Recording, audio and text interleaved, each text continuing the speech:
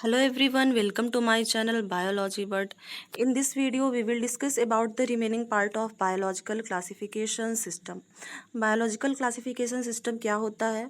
सबसे पहले living organisms को साइंटिफिक बेसिस पर किसने क्लासीफाई किया था? 2 किंगडम, 3 किंगडम और 4 किंगडम क्लासिफिकेशन सिस्टम के बारे में हमने ऑलरेडी डिस्कस कर लिया है अपने पहले वीडियो में।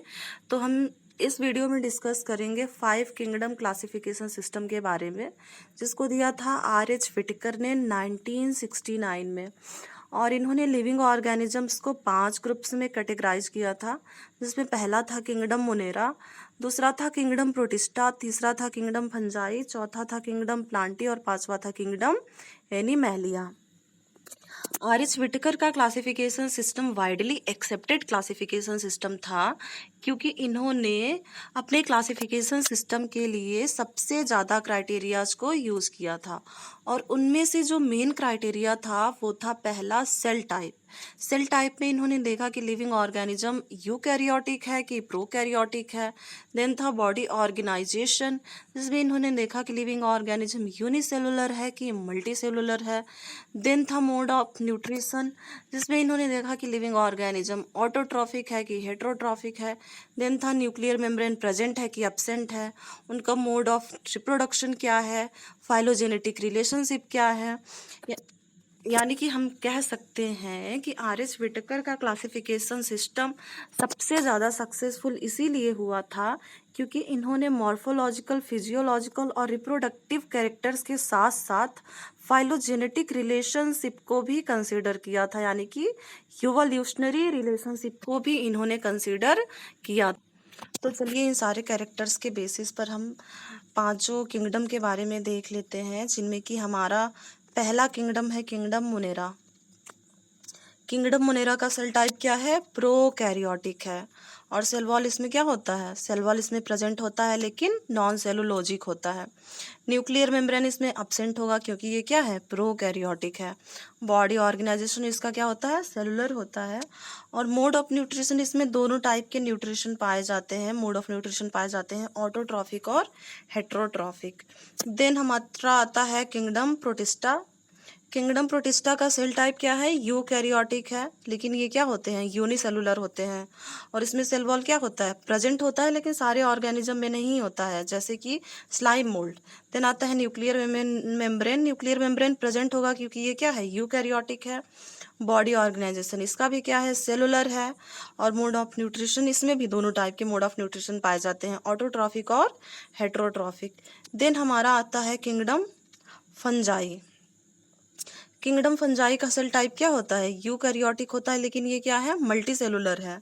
और इसमें भी सेल वॉल प्रेजेंट होता है, लेकिन सेल वॉल में क्या होता है? काइटिन प्रेजेंट होता है। और इसमें न्यूक्लियर मेम्ब्रेन प्रेजेंट होगा क्योंकि ये क्या है? यूकैरियोटिक है। बॉडी ऑर्गेनाइजेशन इसका मल्टी सेलुलर होता है, लेकिन लूज टिश्यू पाए जाते हैं। और इसका मोड ऑफ न्यूट्रिशन क्या है? ये हेटेरोट्रॉफिक होते हैं। देन आता है हमारा किंगडम प्लांटी। किंगडम प्लांटी का सेल टाइप क्या है? इसका भी सेल टाइप यूकैरियोटिक, और ये भी क्या होते हैं? मल्टी सेलुलर होते हैं। लेकिन इसमें जो सेल वॉल प्रेजेंट होता है, सेल वॉल प्रेजेंट होता है लेकिन सेल वॉल में सेलुलोज पाया जाता है। इसमें भी न्यूक्लियर मेम्ब्रेन प्रेजेंट होगा क्योंकि ये भी क्या है? यूकैरियोटिक है। और इसका बॉडी ऑर्गेनाइजेशन क्या है? टिश्यू और ऑर्गन है। मोड ऑफ न्यूट्रिशन इसका क्या होता है? ऑटोट्रॉफिक होता है। देन हमारा आता है किंगडम एनिमैलिया। किंगडम एनिमैलिया का सेल टाइप क्या है? यूकैरियोटिक है, और यह भी मल्टी सेलुलर होता है। सेल वॉल इसमें एब्सेंट होता है। न्यूक्लियर मेम्ब्रेन प्रेजेंट होगा क्योंकि ये यूकैरियोटिक है। बॉडी ऑर्गेनाइजेशन इसमें तीनों होते हैं, टिश्यू, ऑर्गन और organ system. Mode of nutrition क्या होता है? इसका हेटेरोट्रॉफिक होता है।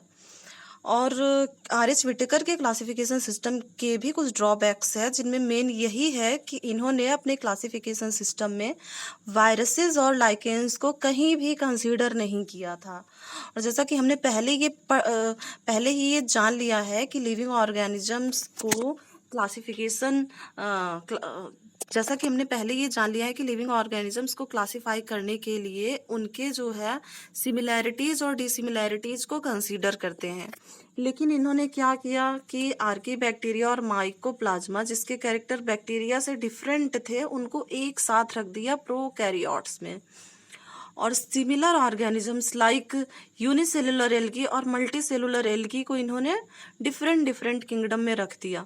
यूनिसेलुलर एल्गी को इन्होंने रखा किंगडम प्रोटिस्टा में और मल्टीसेलुलर एल्गी को इन्होंने रखा था किंगडम प्लांटी में। तो इनके क्लासिफिकेशन सिस्टम का यही मेन ड्रॉबैक था। देन हमारे आते हैं साइंटिस्ट कॉल्ड वूज, जिन्होंने लिविंग ऑर्गेनिजम्स के लिए 3 डोमेन्स बताए थे, जिसमें पहला था आर्किया, दूसरा था बैक्टीरिया, तीसरा था यूकैरिया। इन्होंने क्या किया था कि किंगडम मोनेरा को ही 2 ग्रुप्स में डिवाइड कर दिया था, दो ग्रुप्स में डिवाइड कर दिया था, आर्किया और बैक्टीरिया। और आर्किया में इन्होंने किंगडम आर्की बैक्टीरिया को रखा, बैक्टीरिया में इन्होंने किंगडम यू बैक्टीरिया को रखा, बाकी बचे हुए किंगडम्स को इन्होंने यू कैरियर डोमेन्स में रख दिया था। तो ये सारे मिलाकर कितने किंगडम हुए? 6 किंगडम हुए ना। तो इसीलिए कहा जाता है कि कार्ल वोज ने 6 किंगडम क्लासिफिकेशन दिया था। ठीक है, तो इन सारे किंगडम के बारे में हम डिटेल से डिस्कस करेंगे अपने नेक्स्ट वीडियोज में। तब तक के लिए अगर आपको मेरा ये वीडियो पसंद आया हो तो मेरे चैनल को लाइक करें, शेयर करें और सब्सक्राइब करें। Thank you.